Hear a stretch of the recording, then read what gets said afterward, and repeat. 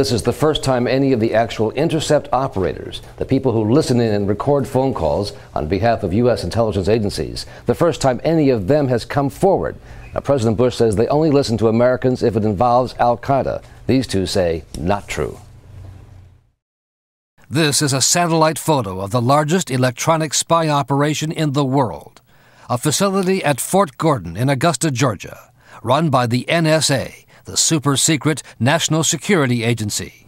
It is a place where two former intercept operators say Americans are being spied on during phone calls to and from the Middle East. Personal phone calls of American officers. Of American officers, mostly in the green zone, calling home to the United States, talking to their spouses and sometimes their girlfriends, sometimes on the same days, sometimes one call following another.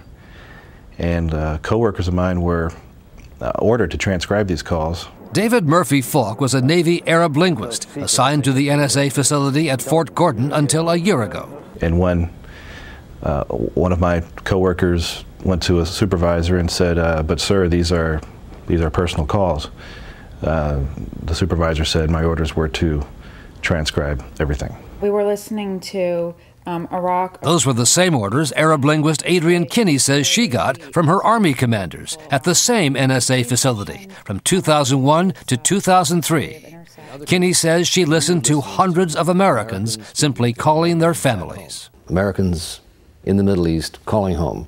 Oh, most definitely. Like personal, private things with Americans who are not in any way, shape, or form associated with anything to do with terrorism.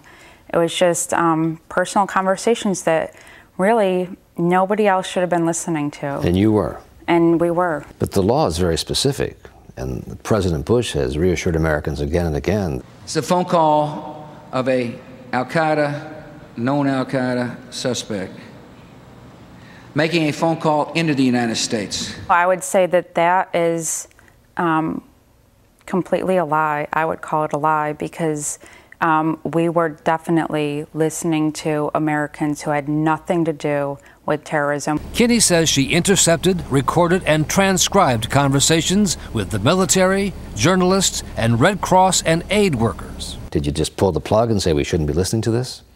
I wish that I had, but I didn't. And former intercept operator Faulk says some highly private calls were passed around like office jokes. And at times when I was told, "Hey, check this out. There's something real. There's some good phone sex, or there's some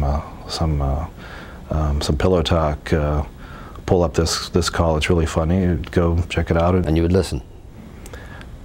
It was there, stored the way you look at songs on your iPod. That number would get passed around. If you listen to this call, you'll hear some phone sex. You'll hear some pillow talk. Right.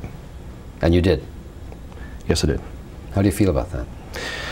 I feel that it was something that people should not have been doing, including me. In a book on the NSA to be published next week, investigative journalist James Bamford recounts the stories of the two former intercept operators turned whistleblowers. This is the most secret operation in the U.S. government, and that we're doing this strictly for one purpose, and that one purpose is to catch terrorists. And what it turns out to be is for a more prurient reason, listening for the sake of listening and then laughing at what has been collected. In a statement, a spokesman for the former head of the NSA, General Michael Hayden, now the head of the CIA, the spokesman says the NSA assiduously follows the law and that any suggestion General Hayden sanctioned or tolerated illegalities of any sort is ridiculous in its face.